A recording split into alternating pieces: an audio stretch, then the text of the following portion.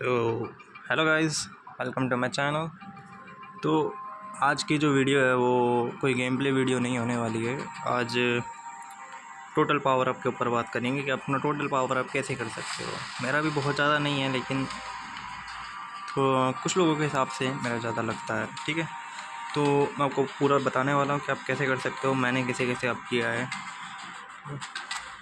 तो सबसे पहले तो आपको जिन्वू दिखाता हूँ, मेरा जिन्वू कितने लेवल का है।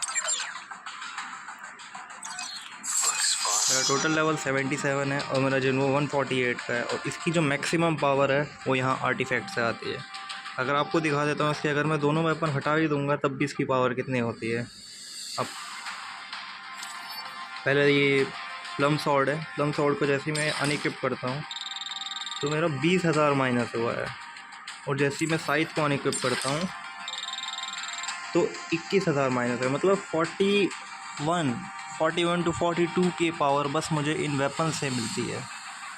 मतलब आप जितने ज़्यादा इनके डूप्स बनाओगे उतने ज़्यादा आपको पावर्स मिलेगी। अभी मैं आपको डूप्स की पावर्स दिखाऊंगा कि डूप से क्या होता है। जैसे कि अभी ये देखो, मेरी प्लम सॉर्ड है A2। अगर मैं यहीं पे लेवल 100 की ही स्कादी लगाता हूँ जो A1 है, तो आप ये देखना इसके अंदर माइनस कितने का दिखता है। 2679 का आपको यहाँ पे माइनस मिला है। बस आपने डूप कम किया है, लेवल उतना ही है, बस स्टार्स कम हुए हैं यहाँ पे। अगर मैं यहीं पर ये A0 की ग्रीम ऑयल लगा देता हूँ तो ये देखना इसके अंदर और भी ज़्यादा गिरावट होगी। फिर से 2000 की गिरावट, लगभग 2500 की गिरावट हुई है इसके अंदर। बस डूप कम करना है। और जैसे ही मैं 2 स्टार का डूप लगा देता हूँ इसके ऊपर तो इसके अंदर 5000 बढ़ जाते हैं। मतलब आपके स्टार से भी यहाँ पर आपको बहुत सारी पावर मिलती है। तो ये देखा आपने। और बाकी आपको यहाँ पे स्टैट्स पे क्या करना है, स्टैट्स पे आपको अपने सारे के सारे स्टैट्स जो है ना वो अटैक को दे देने हैं। बाकी और कहीं पे मत दो, ज़्यादा फ़र्क नहीं आता है। आप अगर अटैक को देते हो सारे के सारे तो आपको ज़्यादा प्लस पॉइंट्स मिलते हैं यहाँ पर, इधर बाहर की साइड में। यहाँ पर ज़्यादा प्लस पॉइंट आपको जब भी मिलेंगे जब आपके सारे स्टैट्स अटैक पर होंगे। स्ट्रेंथ अटैक एक ही बात है, ठीक है। और बाकी आर्टिफैक्ट्स की बात करते हैं। आर्टिफैक्ट्स अभी मेरे पास अच्छे नहीं है क्योंकि यहाँ आप अटैक देख रहे हो, अटैक कम है यहाँ पर, 3000 का ही है।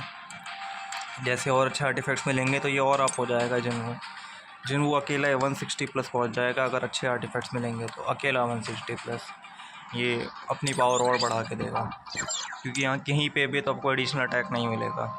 एडिशनल अटैक बीच में कहीं पे भी आपको एडिशनल अटैक नहीं मिलेगा। सब स्टैट्स के अंदर आपको डिफेंस पेनिट्रेशन के अंदर +3 का मिल रहा है।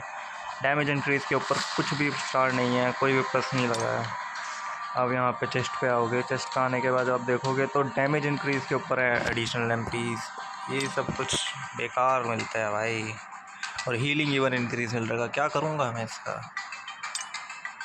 और ये थोड़ा बहुत ठीक है, वैसे इतना ज़्यादा ठीक भी नहीं है। अटैक मिलना चाहिए था। इधर भी ज़्यादा बढ़िया नहीं है ये। इधर हाँ, ये वाला थोड़ा सा अच्छा है, ये वाला अच्छा है, इसलिए मैंने इसको पूरा अपग्रेड किया है। और ये भी ज़्यादा अच्छा नहीं है, ये वाला भी थोड़ा सा अच्छा है, इसे मैंने पूरा अपग्रेड किया। लेकिन इसका माना कंजम्पशन एडिक्शन इसका मैं बाद में चेंज कर दूँगा अगर इससे बढ़िया कुछ मिलेगा तो। वैसे ये मेरा आगे तक चलने वाला है, ये तो पता है, ठीक है। अब दूसरा पावर सोर्स होता है वो हंटर्स से आता है। आपके हंटर्स कितने लेवल के हैं, ठीक है। तो आपके जो सबसे बेस्ट 3 हंटर्स है उसको सबसे ऊपर रखो। बेस्ट मेरे ये 3 हैं, CO, एलिसिया और मैलीन, ठीक है। मेरी CO के सबसे ज़्यादा पावर है जो कि 125 है। ये जिन्वू को ही छू रही है इसको मैं और अप कर दूंगा। जब मैं यहाँ से इसे और अप करूँगा 131 हो जाएगा इसका पावर गॉज। और इसका टोटल पावर है 125 के। और अगर आप इसके आर्टिफैक्ट देखो, जैसे ग्रीड सेट बना रखा है। ग्रीड सेट भी इसीलिए क्योंकि ये ब्रेक बहुत अच्छा करती है। ग्रीड सेट के अंदर अगर एलिमेंटल वीकनेस है 30% ब्रेक करेगी। और इसके मेरे पास डूप्स भी है, तो मेरे 3 स्टार हो चुकी है CO। इसके डूप से क्या फ़ायदा मिलता है, इसके डूप से फ़ायदा मिलता है कि आपका सबसे पहले तो फर्स्ट स्टार पे आपको 150 का डैमेज प्लस मिलता है। किस पे, हैवी अटैक्स। हैवी अटैक किसके, डैमेज ड्रैगन रश के और हैवी लाइटनिंग किक के। मतलब इनके ऊपर नहीं, ये जो अटैक्स है नहीं, इनके ऊपर नहीं। आपने देखा होगा बीच में खेलते टाइम में जब ये वाला अटैक करती है ना, तो इसके अंदर ये एक ड्रैगन उड़ के आता है और फिर एक एनिमी के सर पे जाके लगता है। उसके ऊपर प्लस मिलेगा 150 का। ये वाला अटैक के ऊपर प्लस नहीं मिल रहा है, ठीक है ना, ये ध्यान में रखना। और दूसरा ये वाला जो है जिसे ऐसे मारा नहीं, इसके ऊपर प्लस नहीं मिल रहा है, आपको मिल रहा है जो ये ऐसे किक मारती है और नीचे से ड्रैगन उड़ के आता है ऊपर की साइड में, उसके ऊपर आपको 150 का प्लस मिल रहा है, इसके ऊपर प्लस नहीं मिल रहा है, ठीक है ना।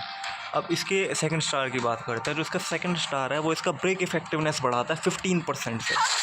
और लेकिन इसके अब आगे जब आप रीड करते हो तो है increase break effectiveness of heavy attack lightning kick. Lightning kick का हैवी अटैक का ब्रेक इफेक्टिवनेस और बढ़ा देता है। तो ये इसकी जो नीचे से ड्रैगन उठ के आता है ना, वो इसकी 50% से इसका ब्रेक इफेक्टिवनेस बढ़ा देता है। मतलब आपको आर्मर से 30% मिल रहा है, आपको इसके सेकेंड डूब से आपको 50% मिल रहा है। मतलब आप 80% इसको डैमेज देने वाले हो इस बंदे को। पावर गॉज उसके अंदर ब्रेक के अंदर आप 80% ज़्यादा ब्रेक करने वाले हो इस बंदे को, ठीक है। तो अब एलिसिया की बात करते हैं। बाकी A3 पे कुछ ज़्यादा खास नहीं है। A3 पे आपको MP बढ़ा कर देती है, ये आप पढ़ सकते हो आपको पढ़ना हो तो, ठीक है।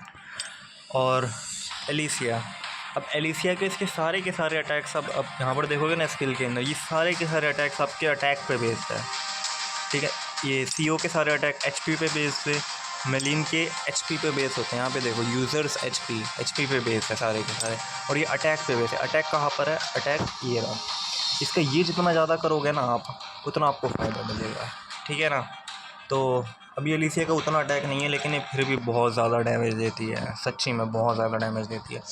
इसको मैंने सेट कौन कौन से पहना रखे हैं, इसको एक तो ये बर्निंग स्कर्ट सेट पहना रखा है, इसके बारे में आपको पता होगा। दूसरा ये बेहेमथ सेट पहना रखा है, एक ये नाम होता है ना इसका, हाँ बेहेमथ सेट। इससे क्या होता है, इसके अंदर अगर एनिमी की HP 70% से नीचे है आपके सामने वाले से, तो उसके ऊपर 20% मोर डैमेज देती है। और इसके डूप्स भी है मेरे पास, तो डूप्स बहुत काम देते हैं। पहला डूप जो इसका है वो आप अगर आपकी वो ऑन है, शील्ड ऑन है, तो आप 20% आपका क्रिट हिट रेट और क्रिट हिट डैमेज 20% से इंक्रीज़ हो जाएगा अगर इस एलिसिया की शील्ड ऑन है। दूसरा है कि दूसरा डूप है सेकंड स्टार पे आपकी इटर्नल फ्रोस्ट और विंटर स्ट्रॉम और आइस निडल, उसके अंदर एक एक निडल बढ़ जाती है। मतलब जैसे अगर आप यहाँ पर देखते हो, यहाँ पे दिखेगा नहीं, सॉरी। अब जैसे अटैक करते टाइम में एक वो पत्थर फेंक कर मारती थी, उसकी जगह ये 2 पत्थर फेंक कर मारेगी। ऐसे नहीं कि 2 बार चांस मिलते, नहीं, एक ही बार चांस मिलती है। आपकी एक पत्थर आता है, फिर ऊपर से दूसरा ही पत्थर आ जाता है, ठीक है। तो इससे ये होता है। और दूसरा ये 3 स्टार इसका बहुत अच्छा है। 3 स्टार में increase damage dealt to frozen targets increase by 30%। ये सिर्फ एलिसिया के लिए नहीं है, अगर आप उस पर यूज़ करते हो, इसको सपोर्ट स्किल पे यूज़ करते हो, और अगर आपने एलिसिया यूज़ की और उसने फ्रीज़ कर दिया, तो फ्रीज स्टेट के अंदर आप उस बंदे को कोई डैमेज दोगे तो उसे 30% ज़्यादा मिलने वाला है। तो आप इसको बहुत अच्छे से अल्टीमेट के अंदर यूज़ कर सकते हो। प्लम और इसका कॉम्बिनेशन बहुत अच्छा रहेगा, ठीक है। और इसका आप टोटल पावर भी देख लो, टोटल पावर कितना है, 1,17,000, ठीक है। फिर आ जाती है मेलिन। मेलिन भी एक अच्छी हीलर है, अच्छी हीलर वैसे मिन है मेरे हिसाब से, बट मैं अब मेलिन को यूज़ करता हूँ क्योंकि अभी मैंने ऐसे वर्कशॉप ब्रिलियंट लाइट के लिए से मैंने अप किया था, बट ये अब मिंग से अच्छा है, मुझे हील देती है, तो मैं मेलिन को यूज़ करता हूँ। और यहाँ पर भी मैंने इसकी HP बहुत अच्छी बने अप कर रखी है, 11,000, ठीक है। उसको ब्लेसिंग सेट पहना रखा है। ब्लेसिंग सेट भी आपको पता होगा ब्लेसिंग सेट से होता क्या है, ठीक है ना। तो अभी मैं आपको टोटल पावर दिखा देता हूँ, मेरा टोटल पावर कितनी है।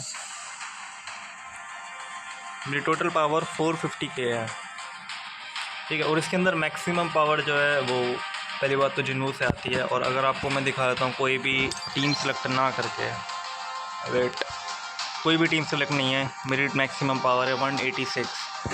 अब ये इतनी ज़्यादा पावर आ कहाँ से रही है? जिन्नू के पास तो बस 48 है, ये ऊपर इतनी 186 कैसे हो रही है? ये हो रही है भाई आर्मरी से, आर्मरी ये रही, इस आर्मरी से आप हो रही है। आर्मरी के अंदर 38K आर्मरी के अंदर ही साइज देखोगे 8,000 ये अकेला साइज दे रहा है, 8,640 ये प्लम शॉट दे रही है, 8,500।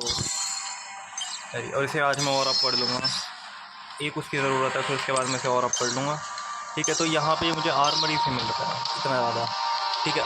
अब अगर मैं यहाँ पर अपने सारे के सारे हंटर्स को लगा दूँगा,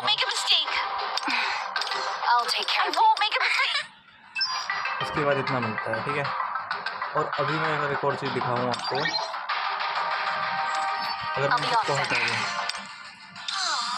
और सिर्फ मैं एक मिनट, और यहाँ पर बस मैं शेडोज़ लगाऊँ, शेडोज़ भी ये और ये सबसे अच्छी शेडोज़ है अभी तक मेरी आर्मी की।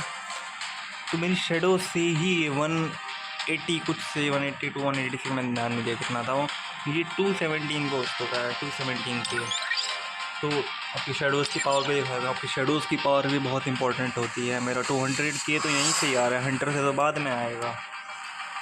हंटर इसकी 130 के हो चुकी है मेरी शेडोज़ की, और इसके अंदर 2 मेरे नाइट टाइप शेडोज़ हैं, एक एग्रिस और एक ही टस्क। ये 2 नाइट टाइप शेडोज़ हैं, बाकी ये सारे के सारे कॉमन हैं, कुछ भी यूज़ कर सकते हो। लेकिन अगर मेरी मानो तो आप बस ये जो सेरेबी है आप इसको निकाल के रख लो, क्योंकि सेरेबी का ये वाला जो अटैक है ना, ये वाला अटैक आपको वैसे ही डैमेज देता है नॉर्मल।